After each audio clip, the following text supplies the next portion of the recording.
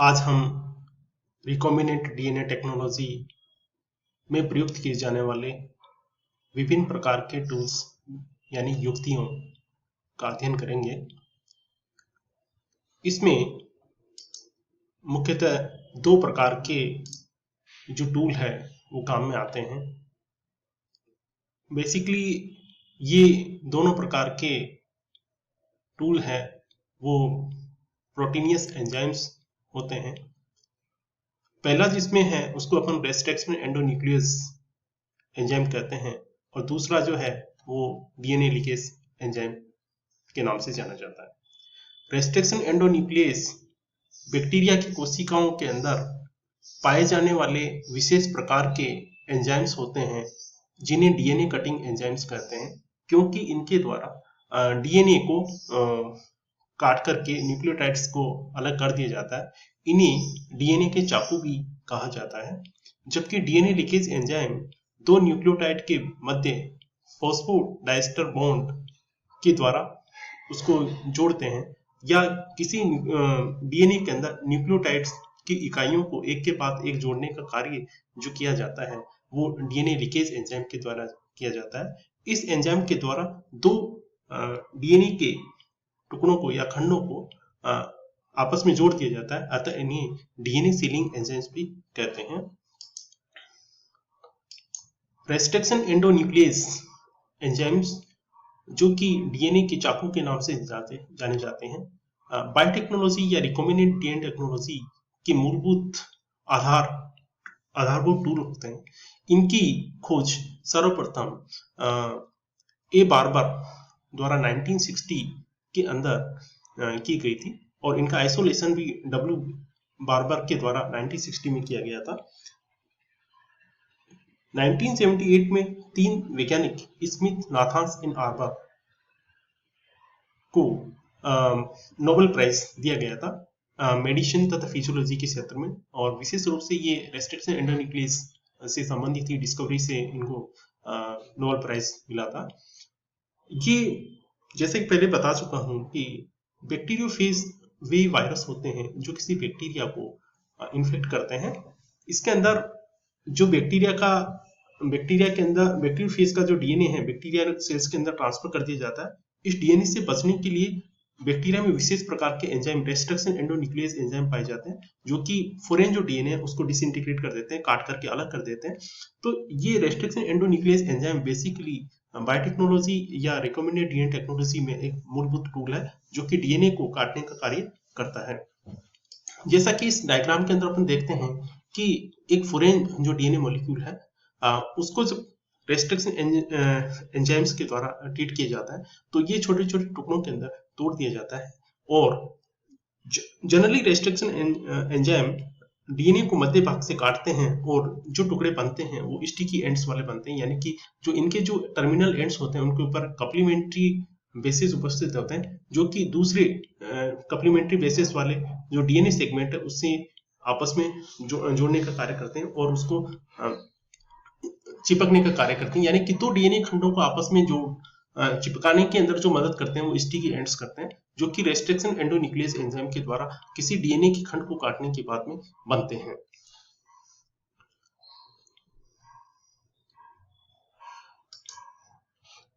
Basically जो restriction endonuclease enzymes है उनके नामकरण के लिए जो तीन चीजों का अपन उपयोग करते हैं, जीनस, स्पीशीज और स्ट्रेन।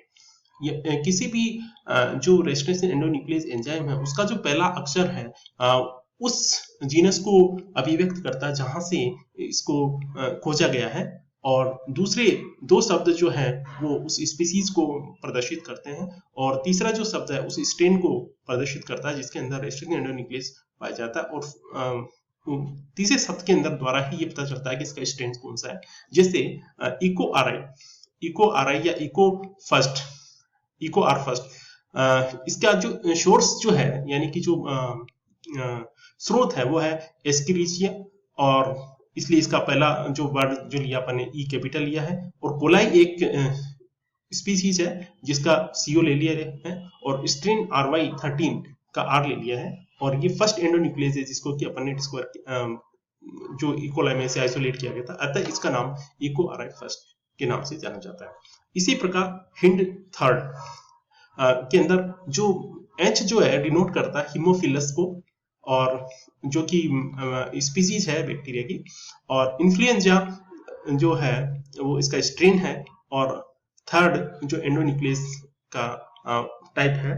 इस तरीके से इसके नोमेनक्लेचर के अंदर अपन जीनस, स्पीसीज और स्ट्रेन के आधार पर नोमेनक्लेचर करते हैं इनका। रेस्ट्रिक्शन सीक्वेंसेस क्या है? What is the restriction sequences या रिकॉग्नाइजेशन सीक्वेंसेस? डीएनए के अंदर विशेष प्रकार के इशारा क्रम, जहां पर रेस्ट्रिक्शन एंडोन्यूक्लियस का ट्रीटमेंट दिया जाता है तो वहां पर डीएनए को काटा जाता है। इन जो डीएनए के अंदर जो न्यूक्लियोटाइड सीक्वेंस है, उनकी पहचान रेस्ट्रिक्शन एंडोन्यूक्लियस के द्वारा की जाती है। इन्हीं को अपन रिकॉग्नाइजेशन सीक्वेंस बोलते हैं या रेस्ट्रिक्शन सीक्वेंसेस बोलते हैं। यानी रेस्ट्रिक्शन सीक्वेंसेस या रिकॉग्नाइजेशन सीक्वेंसेस डीएनए के अंदर न्यूक्लियोटाइड का वह क्रम है जिसके ऊपर या जिस जगह से रेस्ट्रिक्शन एंडोन्यूक्लियस के द्वारा डीएनए को काटा जाता है। प्रत्येक रेस्ट्रिक्शन एंडोन्यूक्लियस के द्वारा डीएनए के अंदर उपस्थित जो क्षारक क्रम है, उनको विशेष रूप से क्षारक क्रमों की पहचान इनके द्वारा की जाती है। और जनरली ये जो सीक्वेंस होती है पैलिंड्रोमिक सीक्वेंस होती है। पैलिंड्रोमिक सीक्वेंस का मतलब ये होता है कि डीएनए के आधे खंड में पाए जाने वाले न्यूक्लियोटाइड्स की मिरर इमेज उसके कप्लीमेंट्री आधे खंड के उपस्थित जो न्यूक्लियोटाइड उनसे होती है। जैसा कि इसके अंदर अपन देखते हैं कि 5 प्राइम से 3 प्राइम की ओर guanine, adenine, adenine, thymine, thymine, cytosine, और इसके कप्लीमेंट्री जो 3 प्राइम से 5 प्राइम की ओर cytosine, thymine, thymine, adenine, adenine और ग्वानिन। तो जब इनको उल्टा तथा सीधा पढ़ते हैं तो इन दोनों का क्षारक क्रम एक ही आता है। तो अतः इस प्रकार के जो सीक्वेंस होते हैं उनको पैलिंड्रोमिक सीक्वेंस बोलते हैं। और ये पैलिंड्रोमिक सीक्वेंस रेस्ट्रिक्शन एंडोन्यूक्लियस के द्वारा पहचानी जाती है। जैसा कि इस टेबल के अंदर अपन देख सकते हैं कि अलग अलग जो रेस्ट्रिक्शन एंडोन्यूक्लियस एंजाइम्स हैं जिनके द्वारा पहचानी की जाने वाली साइट को बताया गया, और इनके द्वारा कट लगाने के बाद इनसे उपस्थित होने वाले स्टिकी एंड्स या डीएनए फ्रेगमेंट्स को देखते हैं। जैसे इको आरआई, बेम high, Aichi third, hind third, note third, इस टाइप के जो रेस्ट्रिक्शन एंडोन्यूक्लियस है वो उपस्थित हैं। बेसिकली अपन रेस्ट्रिक्शन एंडोन्यूक्लियस के बारे में बात करें तो इनका जो प्रकार है वो 3 टाइप के रेस्ट्रिक्शन एंडोन्यूक्लियस पाए जाते हैं। फर्स्ट, सेकंड, थर्ड 3 कैटेगरी होती है। इनकी एक्टिविटी के हिसाब से जैसे रेस्ट्रिक्शन एंडोन्यूक्लियस फर्स्ट जो है वो क्लीवेज और मिथाइलेशन करते हैं, और इनकी जो कटिंग जो साइट होती है वो रिकॉग्नाइजेशन साइट से कुछ दूरी पर होती है। जैसे eco K first, eco B first, B, ये सब जो है वो क्या है टाइप फर्स्ट रेस्ट्रिक्शन एंडोन्यूक्लियस है। टाइप सेकंड रेस्ट्रिक्शन एंडोन्यूक्लियस के अंदर एक्टिविटी जो है वो क्लीवेज, ओनली क्लीवेज करते हैं, और within the recognition sequence, यानी कि जो इनके द्वारा कट लगाया जाता है वो रिकॉग्नाइजेशन सीक्वेंस के अंदर भाग में कट लगाया जाता है। और जैसे इको अराइव फर्स्ट है, इको अराइव सेकंड है, थर्ड है, ये सब। इसी तरह से थर्ड जो है टाइप जो है उसमें क्लीवेज और मिथाइलेशन दोनों होता है। Random site near the recognition site होती है, और इको पी फर्स्ट और इको पी 15 जो है इसके एग्जांपल। इस तरीके से अपन देखते हैं कि रेस्ट्रिक्शन एंडोन्यूक्लियस के 3 टाइप, फर्स्ट, सेकंड, थर्ड होते हैं। लेकिन इनमें से जो इंपॉर्टेंट रेस्ट्रिक्शन एंडोन्यूक्लियस का टाइप है वो टाइप सेकंड है, जो कि रिकॉम्बिनेंट डीएनए टेक्नोलॉजी के अंदर बहुतायत यूज किया जाता है। अब अपन देखते हैं डीएनए का दूसरा जो एंजाइम है जो रिकॉम्बिनेंट डीएनए टेक्नोलॉजी के अंदर उपयोग किया जाता है वो है डीएनए लिकेज। और डीएनए लिकेज एक प्रकार का डीएनए रिपेयर एंजाइम है। रिपेयर एंजाइम इसलिए है क्योंकि डीएनए के अंदर किसी भी टाइप का कटिंग या ऐसा कोई न्यूक्लियोटाइड जब जोड़ दिया जाता है उसको हटाने के लिए हटा करके और जो डीएनए के खंड होते हैं उनको वापस जोड़ने का कार्य जो किया जाता है वो डीएनए लिकेज एंजाइम के द्वारा किया जाता है। इसके लिए जो डीएनए जो खंड होते हैं उनको जोड़ने के लिए इनके एटीपी का यूज किया जाता है, और अतः इन्हें सीलिंग एंजाइम भी कहते हैं। बेसिकली ये दो डीएनए सेगमेंट के मध्य उपस्थित जो न्यूक्लियोटाइड उनके अंदर फॉस्फोडाइस्टर बॉन्ड जो है उसको बनाते हैं, और उसके द्वारा इसको वापस डीएनए को जोड़ देते हैं। What is the host cell? Host cells क्या होती है? होस्ट सेल वे कोशिकाएं होती है जिनको क्लोनिंग के लिए अपन उपयोग करते हैं, और इन होस्ट सेल्स के अंदर जो काइमेरिक डीएनए है उसको ट्रांसफर किया जाता है, जिसके अंदर डिजायर्ड जीन उपस्थित होती है, और इन होस्ट सेल में जब काइमेरिक डीएनए ट्रांसफर हो जाता है तो वहां पर ये अपना प्रोटीन प्रोडक्ट है वो बनाता है। और what is the vector? Vector एक क्लोनिंग व्हीकल्स होते हैं जो बेसिकली डीएनए के मॉलिक्यूल्स होते हैं।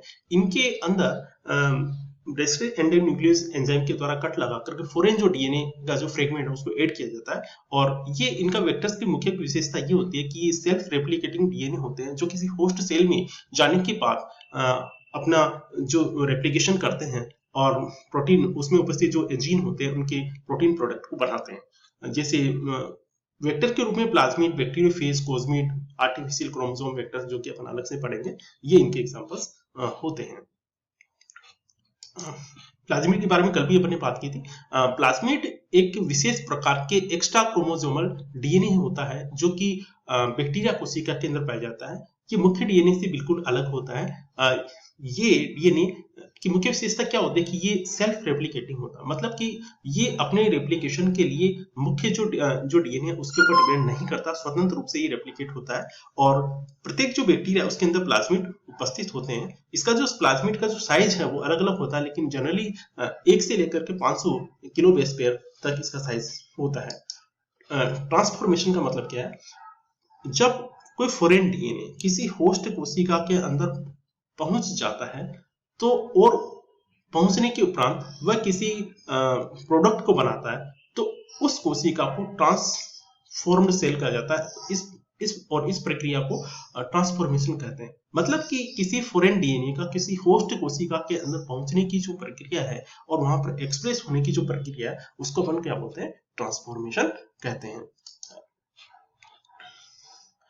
अब अपन देखते हैं इसको अपन विस्तृत रूप से लेंगे जब अपन रिकमेंडेड डीएनए टेक्नोलॉजी की जो एप्लीकेशंस पढ़ेंगे उस समय। रिकमेंडेड डीएनए टेक्नोलॉजी की बेसिकली अपन 6 क्षेत्र के अंदर अपन इसको एप्लीकेशंस देखते हैं। जैसे जेनेटिक इंजीनियरिंग। जेनेटिक इंजीनियरिंग का मतलब ये है कि जो इसको जीन इंजीनियरिंग कहा जाता है कि किसी जो जीन है उसको काट करके किसी दूसरी डीएनए के साथ जोड़ करके दूसरी जगह पे ट्रांसफर किया जाता है, उसको अपन जेनेटिक इंजीनियरिंग बोलते हैं। ब्लॉटिंग टेक्निक्स है, डीएनए सीक्वेंसिंग है, डीएनए चिप है जिसको माइक्रो एरे चिप भी बोलते हैं, पॉलीमरेज चेन रिएक्शन है, जीन लाइब्रेरीज है।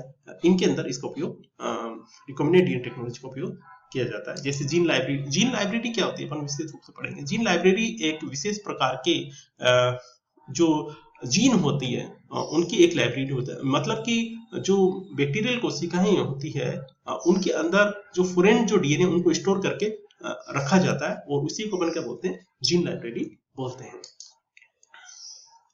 इसी तरीके से जीन बैंक है, इंसुलिन डायबिटीज कंट्रोल है, रिकॉम्बिनेंट वैक्सीन है, डीएनए वैक्सीन है, ट्रांसजेनिक प्लांट्स एनिमल्स है, जीन थेरेपी है।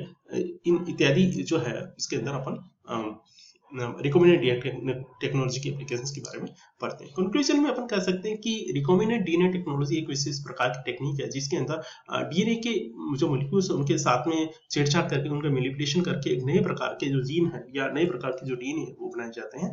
और ये एक जीन क्लोनिंग के अंदर अपन को एक मूलभूत जो स्ट्रेटेजी है वो अपन को प्रदान करती है, और इसके रेफरेंस के लिए आप देख सकते हैं।